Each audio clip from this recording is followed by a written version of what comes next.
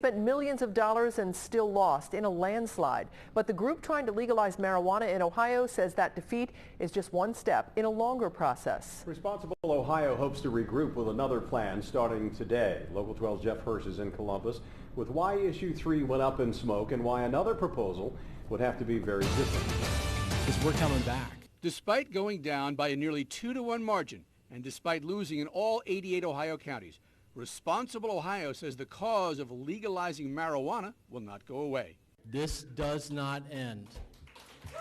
It cannot end because there are people that are counting on this, and we cannot let them down.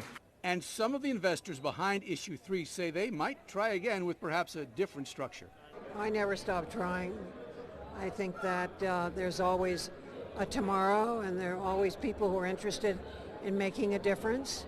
And I'm one of those people. Responsible Ohio spent $20 million hiring staff, collecting petition signatures to get the issue on the ballot, and buying lots of advertising. But their constitutional amendment language, where the investors alone would have owned the state's 10 marijuana grow facilities, probably backfired. I believe it was a big rejection of this particular structure. Secretary of State John Husted opposed Issue 3. And Husted says voter approval of Issue 2, the so-called anti-monopoly amendment, will prevent limited ownership amendments in the future. The Constitution is supposed to be there to protect our individual rights. It's not supposed to be there to create special rights for a handful of people, particularly in the cases that we've seen, groups of wealthy people who are trying to use the Constitution to enrich themselves on the backs of all Ohioans. And that is going to get a lot harder. And so you can probably sum this up by putting it this way. The investors behind Responsible Ohio spent millions of dollars trying to buy the farm.